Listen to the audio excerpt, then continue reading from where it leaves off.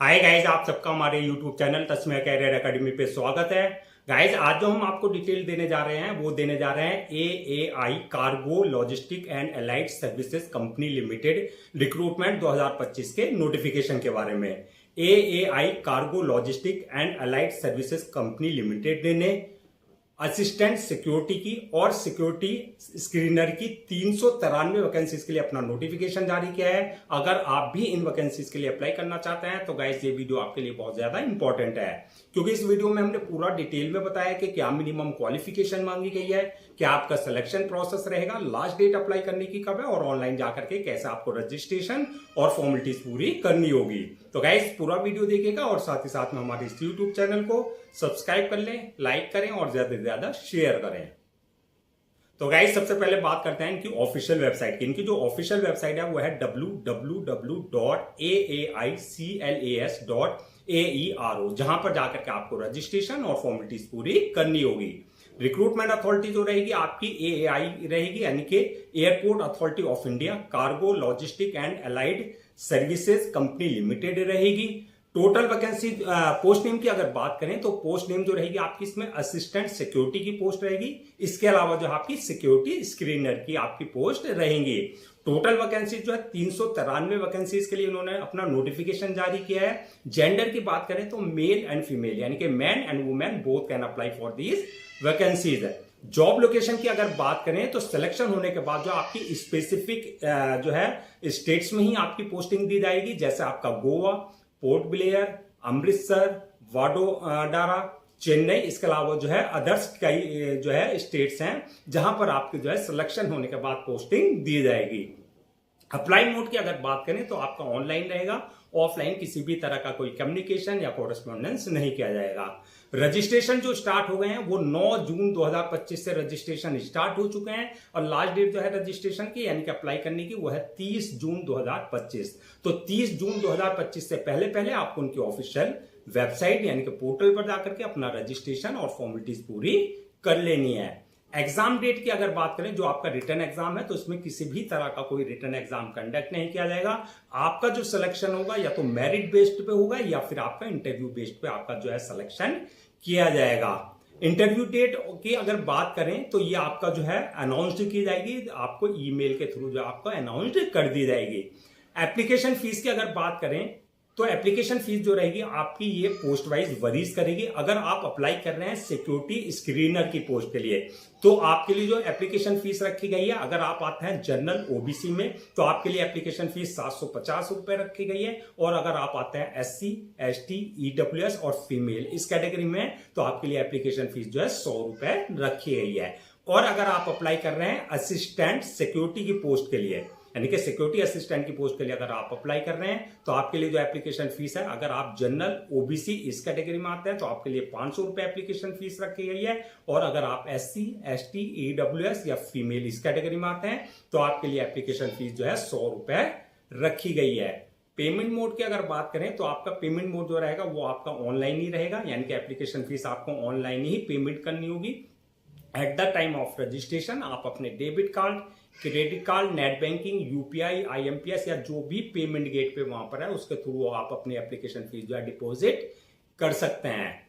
Next बात करते हैं कि आपका एलिजिबिलिटी क्राइटेरिया क्या मांगा गया है, यानी कि क्या मिनिमम एजुकेशनल क्वालिफिकेशन मांगी गई है। तो क्वालिफिकेशन की अगर बात करें तो ये आपकी पोस्ट वाइज वरीज करेगी। अगर आप अप्लाई कर रहे हैं सिक्योरिटी असिस्टेंट के यानी कि असिस्टेंट सिक्योरिटी की पोस्ट के लिए तो आपके लिए जो एजुकेशनल क्वालिफिकेशन मांगी गई है 12th class passed from recognised board और इंस्टीट्यूशन से आपने कर रखा हो, यानी कि 12वीं क्लास पास आपने कर रखा हो। और अगर आप अप्लाई कर रहे हैं सिक्योरिटी स्क्रीनर की पोस्ट के लिए तो आपके लिए जो क्वालिफिकेशन मांगी गई है bachelor degree in any discipline from recognised board और इंस्टीट्यूशन से, यानी कि आपने ग्रेजुएशन कर रखा हो किसी भी स्ट्रीम में, चाहे आप साइंस के स्टूडेंट हैं, चाहे कॉमर्स के हैं, चाहे आर्ट्स के हैं। यानी कि BSc वाले भी अप्लाई कर सकते हैं, BCom वाले भी अप्लाई कर सकते हैं और BA वाले भी अप्लाई कर सकते हैं। नेक्स्ट बात करते हैं कि आपकी एज लिमिट। तो एज लिमिट मिनिमम 18 साल और मैक्सिमम 27 साल रखी गई है। 18 और 27 के बीच में अगर आपकी एज है तो आप इन पोस्ट के लिए अप्लाई कर सकते हैं। एज रिलैक्सेशन एज पर गवर्नमेंट रूल्स एंड रेगुलेशंस, जो आपके रिजर्व कैटेगरीज वाले हैं उनको जो एज रिलैक्सेशन दिया जाता है वो प्रॉपर आपको जो है एज रिलैक्सेशन दिया जाएगा। नेक्स्ट बात करते हैं आपका सिलेक्शन प्रोसेस क्या रहेगा। तो सिलेक्शन प्रोसेस की अगर हम बात करें तो इसमें मल्टीपल स्टेजेस रहेंगे जो आपको क्लियर करनी होगी।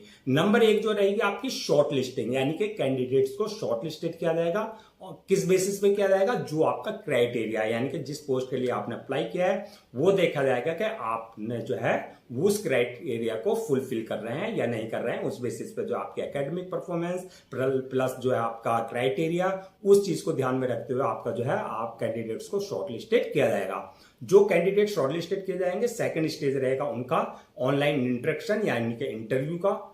आपका जो है इंटरव्यू लिया जाएगा और जो इंटरव्यू क्लियर कर लेंगे, थर्ड स्टेज होगी डॉक्यूमेंट्स वेरिफिकेशन की, यानी कि at the time of registration जो भी डॉक्यूमेंट्स आपने अपलोड किए हैं वो सारे डॉक्यूमेंट जो आपका ओरिजिनल चेक किए जाएंगे यानी कि वेरीफाई किए जाएंगे। और लास्ट स्टेज जो रहेगी वो रहेगी मेडिकल एग्जामिनेशन की, यानी कि आपका मेडिकल एग्जामिनेशन यानी कि आपका जिस पोस्ट के लिए आपने अप्लाई किया उसके लिए देखा जाएगा कि आप फिजिकली और मेंटली पूरी तरीके से फिट हैं या नहीं है। तो ये मल्टीपल स्टेजेस रहेंगे जो आपको क्लियर करनी होगी। अब नेक्स्ट बात करते हैं सैलरी एंड अलाउंसेस की। तो सैलरी अलाउंसेस की अगर बात करें तो ये आपकी पोस्ट वाइज वरीज करेगी। वैसे जो बेसिक पे है यानी कि मिनिमम जो सैलरी रहेगी आपकी 21,500 रहेगी और जो मैक्सिमम है वो 30,000 से आपकी जो है रहेगी, यानी कि 21,500 से लेकर के 30,000 से जो आपकी स्टार्टिंग पहले साल में आपको दी जाएगी। अलाउंसेस और अदर्स बेनिफिट्स की अगर बात करें तो एज पर नॉर्म से जो है आपके दिए जाएंगे। नेक्स्ट बात करते हैं कि जो आपकी ये 393 वैकेंसीज है, अगर इनको हम कैटेगरीज वाइज ब्रेक डाउन करें यानी कि किस कास्ट के लिए कितनी वैकेंसीज रखी गई हैं, तो ये आपका जनरल वालों के लिए 176 वैकेंसीज है, ओबीसी वालों के लिए 102 रखी रह गई हैं, एससी वालों के लिए 55 है, एसटी वालों के लिए 25 है, ईडब्ल्यूएस वालों के लिए 35 वैकेंसी जो है रिजर्व रखी गई हैं। इस तरीके से आपकी जो है 393 वैकेंसी जो है फिल की जाएंगी। जॉब टाइप की अगर बात करें यानी कि जो ये आपकी जॉब रहेगी वो कॉन्ट्रैक्ट बेसिस पर रहेगी, यानी कि 3 इयर्स के लिए आपके से जो है कॉन्ट्रैक्ट किया जाएगा, जो कि इंपॉर्टेंट चीज है। अब बात करते हैं कि आपका अप्लाई करने से पहले क्या क्या डॉक्यूमेंट्स आपको जो है रेडी रखना है। तो डॉक्यूमेंट्स की अगर बात करें तो जो आपके एकेडमिक सर्टिफिकेट्स हैं, चाहे वो 10th की मार्कशीट, 12th की मार्कशीट, सर्टिफिकेट, इसके अलावा आपका जो ग्रेजुएशन है यानी कि बैचलर डिग्री, चाहे वो आपने सेमेस्टर वाइज किया है, चाहे वो आपने ईयर वाइज किया है, वो सारे डॉक्यूमेंट जो आपको पहले से स्कैन कॉपी करा करके रखना है। इसके अलावा जो आपका अगर आपके पास किसी तरह का कोई एक्सपीरियंस है तो experience certificate in relevant field में आपके पास जो है कंसर्न अथॉरिटी और कंसर्न डिपार्टमेंट से आपके पास होना चाहिए। इसके अलावा बर्थ सर्टिफिकेट यानी कि 10th की मार्कशीट में अगर डेट ऑफ बर्थ अगर मेंशन नहीं है तो बर्थ सर्टिफिकेट आपके पास कंसर्न अथॉरिटी से होना चाहिए। कास्ट सर्टिफिकेट यानी कि अगर आप एससी एसटी ओबीसी का किसी भी तरह का कोई कास्ट बेस्ड कोई रिजर्वेशन ले रहे हैं तो कास्ट सर्टिफिकेट आपके पास कंसर्न अथॉरिटी से होना चाहिए।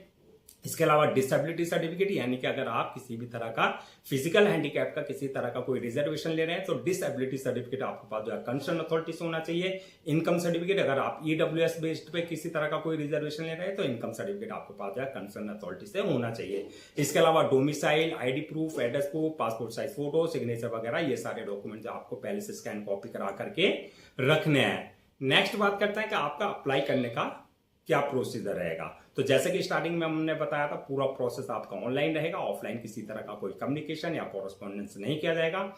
ऑनलाइन अप्लाई करने के लिए सबसे पहले आपको इनके ऑफिशियल पोर्टल पर www.aaicalas.aero पर विजिट करना है। जब आप वहां विजिट करेंगे होम पर जाएंगे, रिक्रूटमेंट वाले सेक्शन में जाएंगे, वहां पर आपका अप्लाई ऑनलाइन का लिंक मिलेगा, वहां पर आपको जो है अप्लाई ऑनलाइन लिंक पे क्लिक करना है। यहां पर इस बात का ध्यान देना अगर आपने इनके पोर्टल पर अपने आपको पहले से रजिस्टर नहीं करा रखा है तो आपको न्यू रजिस्ट्रेशन पे जाकर के अपनी personal details plus valid email ID और मोबाइल नंबर से अपने आपको रजिस्टर करा लेना है, जहां से आपका पासवर्ड और जो है यूजर नेम जनरेट हो जाएगा जो कि आपके क्रेडेंशियल होंगे।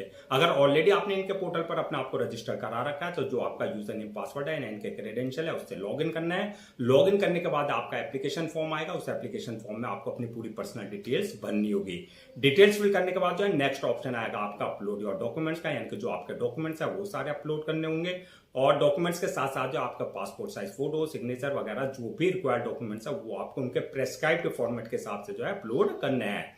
डॉक्यूमेंट्स अपलोड करने के बाद जो है नेक्स्ट ऑप्शन आएगा आपके पास जो है मेक पेमेंट का, यानी कि जो भी आपकी एप्लीकेशन फीस है वो आपको अपनी पोस्ट वाइज जो है अपनी कैटेगरी के अकॉर्डिंग जो है डिपॉजिट करनी है। अपने debit card, credit card, net banking, UPI, IMPS या जो भी पेमेंट गेटवे है जो भी आपके लिए कंफर्टेबल है उसके थ्रू आप अपनी एप्लीकेशन फीस डिपॉजिट कर सकते हैं। एप्लीकेशन फीस डिपॉजिट करने के बाद जो नेक्स्ट ऑप्शन आएगा आपका फॉर्म को सबमिशन का, यानी कि अपलोड करने का। फॉर्म को सबमिट करने से पहले एक बार रिव्यू वाले ऑप्शन में जाकर के पूरा फॉर्म का रिव्यू कर लें, यानी कि चेक कर लें जो भी डिटेल्स आपने फिल किया उसमें किसी तरह की कोई मिस्टेक तो नहीं है। रिव्यू करने के बाद जब फॉर्म को सबमिट कर दें और सबमिट करने के बाद जो उसकी 1 या 2 कॉपी जो है प्रिंट आउट जरूर ले लें for your future reference, so that आपके पास जो एक हार्ड कॉपी के रूप में एक ऑफिशियल रिकॉर्ड आपके पास हो जाए। तो गाइज ये थी आपकी AAI cargo logistic and allied services company limited recruitment 2025 के नोटिफिकेशन की डिटेल, जो कि आपकी असिस्टेंट सिक्योरिटी और सिक्योरिटी स्क्रीनर की पोस्ट के लिए जारी की गई थी। आई होप आपके सारे डाउट्स क्लियर हो गए होंगे। अगर अब भी आपको किसी तरह का कोई डाउट है, क्वेरी है या कंफ्यूजन है तो आप हमसे कमेंट सेक्शन में पूछ सकते हैं, हम उसका रिप्लाई जरूर देंगे। मैं एक बार फिर से आपको रजिस्ट्रेशन डेट और लास्ट डेट जो है रजिस्ट्रेशन की वो रिमाइंड करा देता हूं, सो दैट आप उसे नोट डाउन कर लें। रजिस्ट्रेशन जो स्टार्ट हो गए हैं वह 9 जून 2025 से रजिस्ट्रेशन स्टार्ट हो चुके हैं और लास्ट डेट जो है रजिस्ट्रेशन की यानी कि अप्लाई करने की वह है 30 जून 2025। तो 30 जून 2025 से पहले आपको उनके ऑफिशियल पोर्टल पर जाकर के अपना रजिस्ट्रेशन और फॉर्मेलिटीज पूरी कर लेनी है। गाइस हम आपके लिए जितने भी गवर्नमेंट जॉब्स हैं या गवर्नमेंट एग्जाम्स हैं उससे रिलेटेड जितने अपडेट्स होते हैं उस पर वीडियोस लेकर के आते हैं। इसके साथ साथ जो है प्रॉपर कैरियर गाइडेंस पर आपके लिए वीडियोस लेकर के आते हैं। अगर आप भी चाहते हैं कि आपको प्रॉपर कैरियर गाइडेंस मिलती रहे, साथ ही साथ में आपको गवर्नमेंट जॉब्स और गवर्नमेंट एग्जाम्स के पूरे अपडेट्स मिलते रहे, तो आप लोगों से मेरी रिक्वेस्ट है आप हमारे इस यूट्यूब चैनल को सब्सक्राइब कर लें, लाइक करें और ज्यादा से ज्यादा शेयर करें।